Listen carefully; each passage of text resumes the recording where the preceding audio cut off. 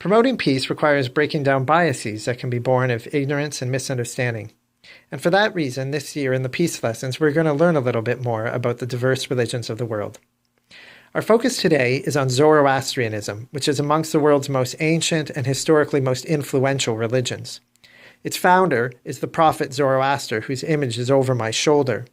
He was born in Iran, perhaps as early as the 10th century BC, and lived as a priest in the existing polytheistic religion until at the age of 30 he had a vision.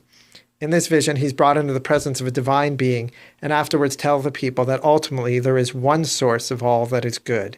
He is all-powerful, all-knowing, and is also a creator god. And he calls this being Ahura Mazda, which means the wise Lord. But Zoroaster's vision was not all positive. He said opposing this being was an equal and kind of opposite evil force, who he called Angra Mainyu, that means destructive spirit. These two beings were locked in a kind of cosmic struggle, and that is why today in the world we find both good and blessing, and yet on the other hand, evil, pain, and suffering. His vision ends optimistically, though. At the end of time, Ahura Mazda will overcome Angra Mainyu, all evil will be destroyed, and good will triumph. One of the things that Zoroaster associates with Ahura Mazda is light, and therefore also fire. And so fire is sacred to Zoroastrians, and they maintain eternal fires in their temples. The chief Zoroastrian maxim, a phrase that every Zoroaster kind of has at the tip of their tongues, is good thoughts, good words, and good deeds. And that's because their founder Zoroaster emphasized agency, that you have the ability and the obligation to choose what is right. Zoroastrianism became the primary religion of the Persian Empire. It was a powerful empire in the Middle East that lasted for 1,000 years.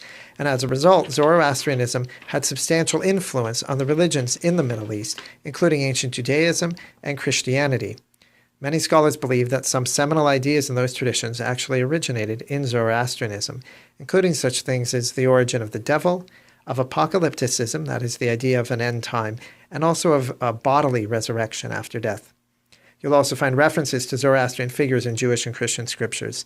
In the book of Ezra, it calls the Persian Shah, Cyrus, the Messiah, because he defeats the Babylonians and lets the Judean exiles go home to Jerusalem, even giving them money to go back and rebuild the temple.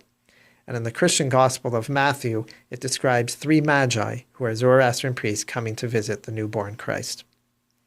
After the Muslim conquest of Iran in the 7th century, the Persian Empire was destroyed, and with its destruction, Zoroastrianism lost influence and lost power, and its numbers continued to dwindle right up into the present day.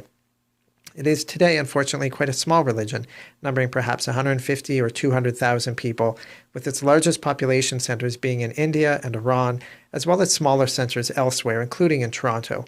During the Encounter World Religion Center's Discovery Week, we always visit the Toronto Zoroastrian Temple. In learning about the religious diversity of the world, we seek to become true agents of peace through increased empathy and understanding.